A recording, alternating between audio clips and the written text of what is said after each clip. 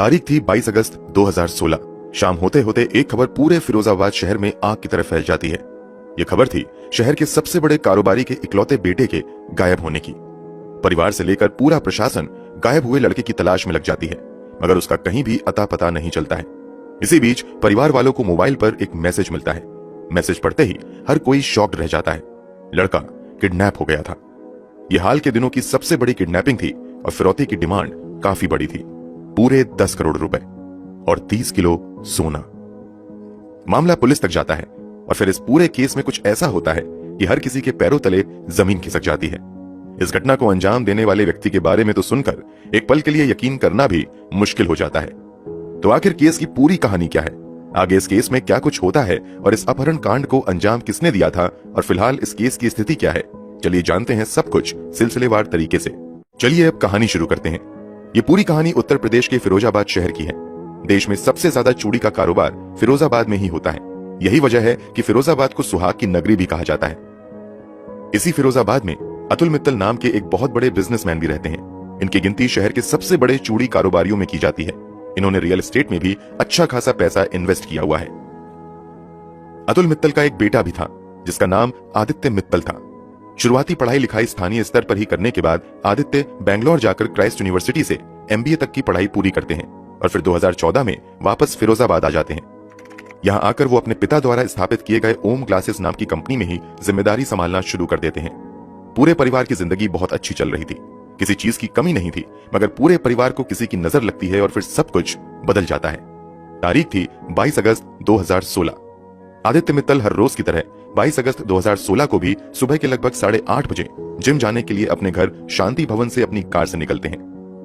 वो रोजाना टुंडला थाना क्षेत्र के ऑर्किड ग्रीन जिम में जाया करते थे। जिम जाने के बाद अक्सर आदित्य जिम से ही सीधे ऑफिस चले जाया करते थे और काम संभालना शुरू कर देते थे। मगर 22 अगस्त 2016 को आदित्य समय पर ऑफिस नहीं पहुंचते हैं। ऑफिस से जब उनके मोबाइल पर कुछ लोग फोन करते हैं तो आदित्य का मोबाइल स्विच ऑफ आता है। लोगों को लगता है कि शायद वो अपने किसी दोस्त के साथ निकल गए होंगे, इसलिए ऑफिस नहीं आ रहे हैं। इसलिए कुछ दोस्तों को भी फोन किया जाता है, मगर वो आदित्य के बारे में कुछ नहीं बता पाते हैं।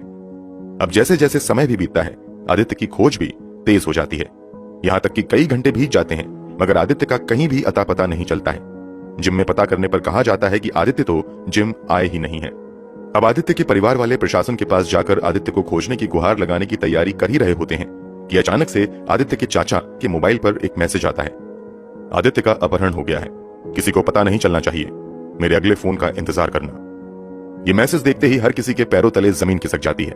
लोग बेचैन हो जाते हैं, मगर चाहकर भी बहुत कुछ नहीं कर पाते हैं, क्योंकि मैसेज में साफ साफ लिखा था कि किसी को पता नहीं चलना चाहिए।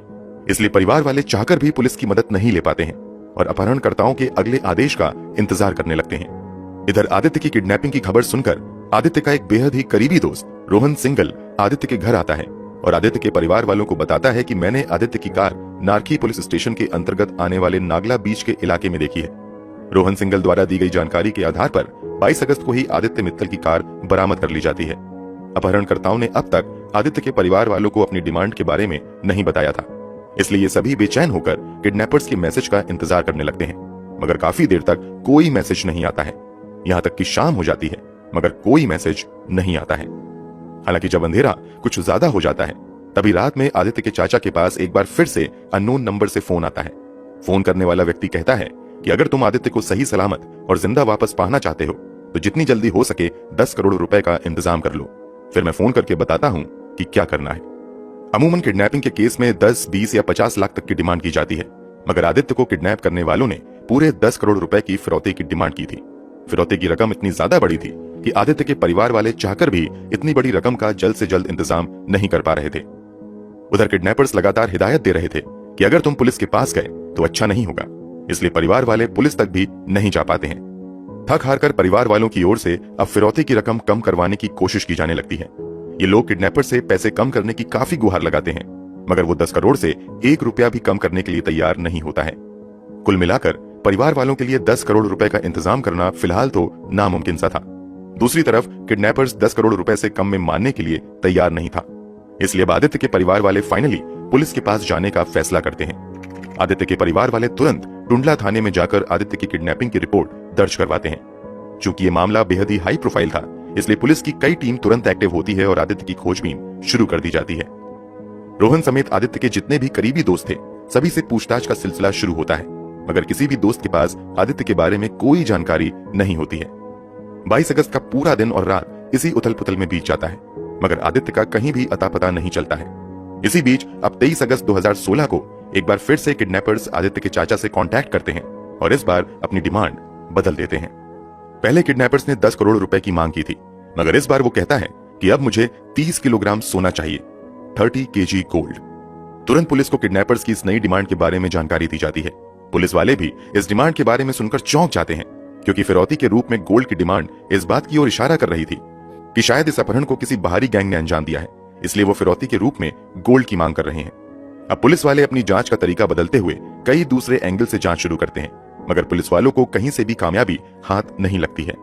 इधर पुलिस वाले भी अपनी पूरी कोशिश कर रहे थे, उधर परिवार वाले भी अपने स्तर से बेटे की तलाश जारी रखते हैं। जब परिवार वाले अपहरण से पहले के घटनाक्रमों को याद करते हैं तो आदित्य की मां को याद आता है कि अपहरण की घटना से ठीक एक रात पहले यानी 21 अगस्त की रात आदित्य का दोस्त रोहन उनके घर पर आया था। दोनों ने काफी देर बातचीत की थी। इसी बातचीत के दौरान रोहन आदित्य की मां के सामने ही सुबह रोहन के साथ जिम जाने की भी बात करता है। इस बात के याद आते ही तुरंत अब एक बार फिर से आदित्य के परिवार वाले रोहन से फोन पर बात करते हैं और उससे आदित्य के साथ जिम जाने वाली बात के बारे में पूछते हैं। इस सवाल पर रोहन कोई सटीक जवाब नहीं दे पाता है और तुरंत फोन काट देता है। रोहन की इस हरकत से आदित्य के परिवार वालों का माथा ठनकता है और उन्हें कुछ अनहोनी की आशंका सताने लगती है। अब वो दोबारा फोन करते हैं, मगर इस बार भी रोहन ठीक से बात नहीं करता है। इसके बाद रोहन के भाई को भी आदित्य के परिवार वाले फोन करते हैं, मगर वो भी ठीक ढंग से बात करने की बजाय तुरंत फोन काट देता है। अब शक की सुई घूमकर सीधे रोहन और उसके भाइयों पर आ जाती है, इसलिए आदित्य के परिवार वाले अपहरण की घटना के 2 दिन बाद आदित्य के दोस्त रोहन तथा उसके भाई पवन सिंघल तथा उसके एक और दोस्त अर्जुन पर ही आदित्य के अपहरण का शक जताते हुए टुंडला थाने में ही अपहरण की हत्या की रिपोर्ट दर्ज करवा देते हैं। पुलिस इस एंगल से भी अब जांच पड़ताल शुरू कर देती है कि इसी बीच अपहरण के 3 दिन बाद यानी 25 अगस्त 2016 की शाम पास के ही शिकोहाबाद थाना क्षेत्र के भूरा स्थित बूढ़ा नहर में स्थानीय पुलिस को झाड़ियों के बीच एक व्यक्ति की लाश देखे जाने की खबर मिलती है। तत्काल ही उस लाश को निकाला जाता है तो पता चलता है कि ये एक नौजवान की लाश है। शव के हाथ पैर रस्सी से बंधे हुए थे। चूंकि आदित्य के अपहरण की घटना की जानकारी आसपास के सभी जिलों में दी जा चुकी थी और आदित्य की तस्वीरें भी मीडिया में सर्कुलेट हो चुकी थीं, उस आधार पर पुलिस वाले अंदाजा लगाते हैं कि ये किसी और का नहीं बल्कि आदित्य मित्तल का ही शव है। इसलिए शव की शिनाख्त करवाने के लिए आदित्य के परिवार वालों को भी फोन किया जाता है। थोड़ी देर बाद आदित्य के परिवार वाले अस्पताल जाकर उस शव की पहचान आदित्य के रूप में ही करते हैं। मतलब मित्तल परिवार का इकलौता चिराग हमेशा हमेशा के लिए बुझ चुका था। परिवार पर दुखों का पहाड़ टूट पड़ता है। अब तक इस पूरे मामले की जानकारी मीडिया में भी हो चुकी थी और क्योंकि ये शहर के बड़े कारोबारी के बेटे से जुड़ा मामला था, इसलिए शहर भर में ये खबर आग की तरह फैल चुकी थी और लोगों ने प्रशासन पर भी जल्द से जल्द आरोपियों को गिरफ्तार करने का दबाव बनाना शुरू कर दिया था। इसलिए पुलिस और भी तेजी से काम करना शुरू कर देती है और आदित्य के शव मिलने के बाद सीधे उन दोनों को ही उठाती है जिन पर परिवार वालों ने शक जताया था। पहले तो रोहन किसी भी तरह से इस घटना में शामिल होने से इनकार करता है, मगर जब पुलिस वाले अपने तरीके से पूछताछ शुरू करते हैं तो रोहन दिल दहला देने वाली सच्चाई से पर्दा उठाता है। ये सच्चाई दोस्ती के रिश्ते को तार तार करने वाली थी। रोहन सिंघल द्वारा किए गए खुलासे के मुताबिक रोहन भी इस शहर के एक बड़े बिजनेसमैन का बेटा था। रोहन के पिता भी शहर के जाने माने गत्ते के व्यापारी थे। बिजनेस को और बड़ा करने के लिए रोहन आदित्य की तरह ही रियल एस्टेट के बिजनेस में भी उतरने का फैसला करता है और वो एक के बाद एक कई प्रोजेक्ट्स में काफी पैसे लगा देता है। फिरोजाबाद में ही जलसेर रोड पर वो कर्मयोगी नाम का एक रेजिडेंशियल कॉलोनी भी बनाता है। रोहन को इस रियल एस्टेट वाले बिजनेस में तगड़ा नुकसान होता है। जिनसे भी कर्ज लेकर रोहन ने प्रोजेक्ट में पैसा लगाया था, वो अब रोहन पर पैसे वापस करने का दबाव बनाने लगते हैं। रोहन और उसके अन्य साथी अपने स्तर से पैसे जुटाने की कोशिश करते रहते हैं, मगर वो कामयाब नहीं हो पाते हैं। इसी के बाद उनके दिमाग में किडनैपिंग के जरिए पैसे हासिल करने का शैतानी ख्याल आता है। इसी के बाद रोहन अपने पुराने दोस्त आदित्य मित्तल को ही किडनैप करके पैसे ऐंठने का आइडिया अपने दोस्तों को देता है। दरअसल रोहन सिंघल और आदित्य मित्तल की दोस्ती लगभग 1 साल पहले हुई थी। इस दौरान दोनों एक दूसरे के काफी क्लोज हो गए थे। एक दूसरे के घर आना जाना भी इनका होता था। इस कारण रोहन को आदित्य के परिवार वालों की हैसियत का भी अंदाजा अच्छे से हो गया था। क्योंकि आदित्य मित्तल अतुल मित्तल का इकलौता बेटा था, इसलिए रोहन अपने दोस्तों को यकीन दिलवा देता है कि अगर हमने आदित्य को किडनैप कर लिया तो उसके परिवार वाले अपने इकलौते बेटे को बचाने के लिए हमें मुंह मांगी कीमत देंगे। फिर उन पैसों से हम बड़ी आसानी से अपना कर्ज चुका सकते हैं। इसी के बाद आदित्य के हर मूवमेंट पर बारीकी से नजर रखने के लिए रोहन आदित्य के और करीब आ जाता है और उसके घर आना जाना और उठना बैठना भी शुरू कर देता है। इसी साजिश के तहत वो अपने प्लान को अंजाम तक पहुंचाने से पहले 21 अगस्त 2016 की रात भी आदित्य के घर जाता है। रोहन सिंघल के खुलासे के मुताबिक जब आदित्य जिम के लिए निकलता है तो रास्ते में उसे रोहन मिलता है।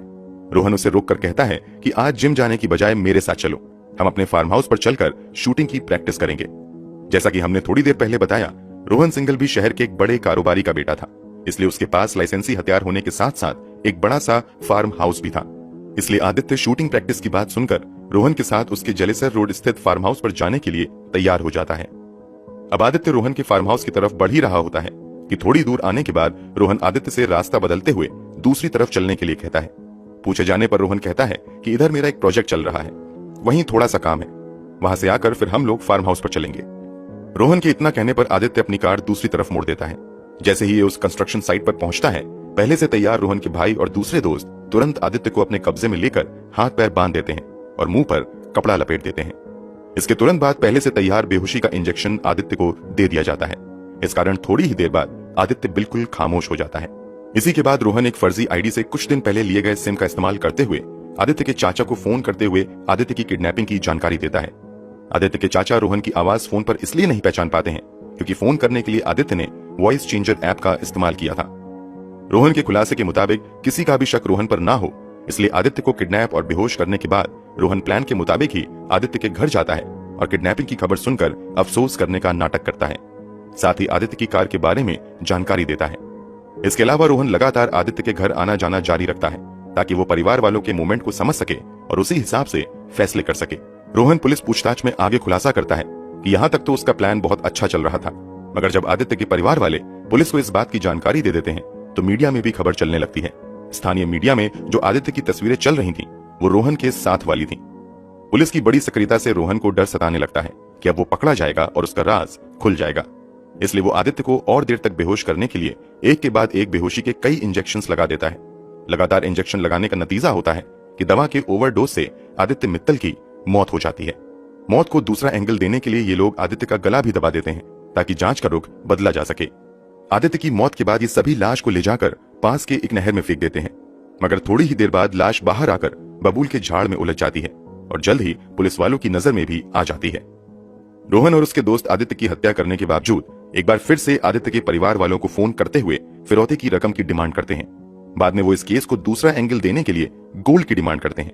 गोल्ड की डिमांड के बारे में पूछे जाने पर रोहन बताता है कि दरअसल उन्होंने जानबूझकर गोल्ड की डिमांड की थी ताकि पुलिस वालों को लगे कि इस अपहरण कांड में कोई विदेशी गैंग शामिल है।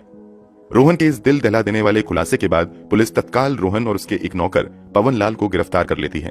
इन दोनों की निशानदेही पर पुलिस वहां भी छापेमारी करती है जहां रोहन को बंदी बनाकर रखा गया था। उस जगह से आदित्य को बांधने में इस्तेमाल किए गए जंजीर और रस्सी को भी पुलिस अपने कब्जे में ले लेती है। इसके अलावा आदित्य को बेहोश करने के लिए इस्तेमाल किए गए इंजेक्शन और दूसरे आइटम को भी पुलिस अपने कब्जे में ले लेती है। पुलिस ने रोहन और पवन को तो गिरफ्तार कर लिया था, मगर पुलिस पूछताछ में रोहन खुलासा करता है कि उसकी इस पूरी साजिश में उसके भाई पवन सिंघल ने भी साथ दिया था। इसलिए पुलिस पवन सिंघल को भी गिरफ्तार कर लेती है।